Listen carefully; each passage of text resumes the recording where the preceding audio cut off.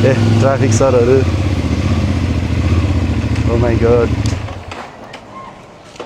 ल नमस्ते सर कहाँदेखि आउनुभयो म सुर्खेतदेखि सर कहाँ जानु लाग्नु म रारा मुगु रारासम्म जानु लाग्छ रारा जानु लाग्नु भएको छ एक्लै हुनुहुन्छ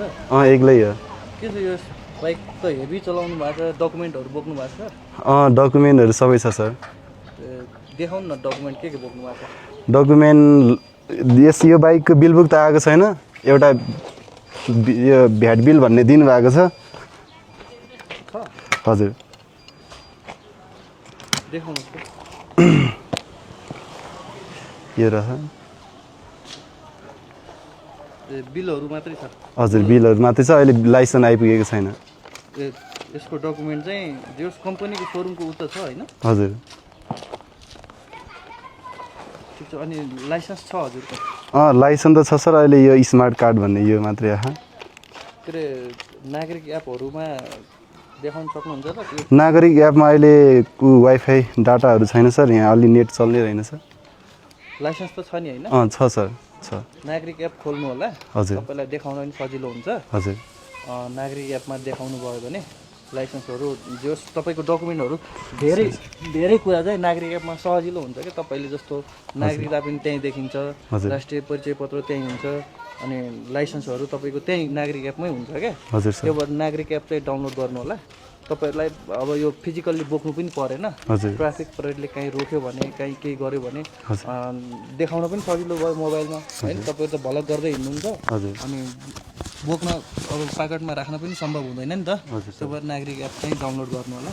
अनि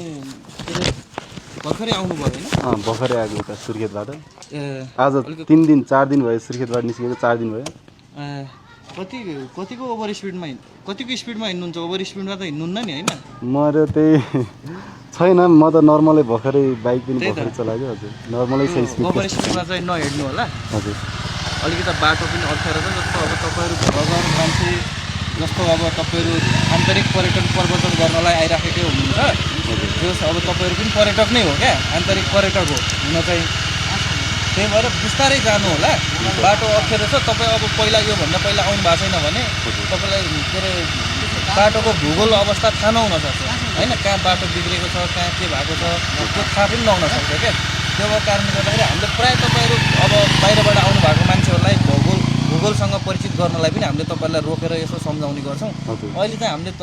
एउटा नयाँ कार्यक्रम सञ्चालन गरेको छौँ कि यो कालीकोट ट्राफिक परेडले नेपाल प्रहरीको वर्ष सडक दुर्घटना रहितको वर्ष भनेर हामीले यो ब्यानर पनि बनाएको छौँ त्यो ब्यानर पनि दिनुहोस् त अनि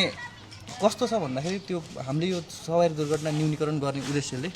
यो वर्षभरि एकदमै कम दुर्घटना गरौँ भन्ने उद्देश्यले कम दुर्घटना होस् भन्ने उद्देश्यले नै हामीले एउटा कार्यक्रम गराएको छौँ जस्तो अब यो कार्यक्रममा हेर्न सक्नुहुन्छ तपाईँले यसमा छ हाम्रो नेपाल प्रहरीको वर्ष सडक दुर्घटना रहितको वर्ष भनेर चालक तथा यात्रुसँग सचेतनामूलक कार्यक्रम भन्ने छ यसमा चाहिँ अब सवारी चलाउँदा मोबाइल फोनको प्रयोग गर्नु भएन एउटा होइन ट्राफिक नियमको सधैँ पालना गर्नु पर्यो अब सडक चिन्हहरू हुन्छन् कहिलेकाहीँ अब तपाईँले अब देख्न सक्नुहुन्छ यत्रो बाटो हिँडेर आउनु बेला त सडक जो चिन्हहरू त देख्नुभयो कुनै घुम्तीहरूमा घुम्तीको चिन्ह देखाएको हुन्छ होइन हस्पिटलदेखि लगाएर हरेक चिन्ह हुन्छ यो सबै चिन्हहरू छ यो चिन्ह पनि हेर्नु होला अनि अब हेलमेट सिट बेल्टको प्रयोग गरौँ भन्ने छ हामीले चाहिँ यो स्पेसल्ली अब यो के अरे सडक दुर्घटना नहोस् सडक दुर्घटनालाई कम सकेसम्म कमै गर्ने उद्देश्यले हामीले यो कार्यक्रम सञ्चालन गरेका छौँ ठिक छ मैले तपाईँलाई अब तपाईँको समय व्यतीत गरेँ होइन रोकेर बिस्तारै जानु होला तपाईँ जो अब यहाँ अब कहाँ जानुहुन्छ आज जुम्लै बस्नु आज म जुम्ला पुग्छु सर हो जुम्ला बस्नु होला जो राम्रो तरिकाले जानु होला बिस्तारै जानु होला है सेफ राइड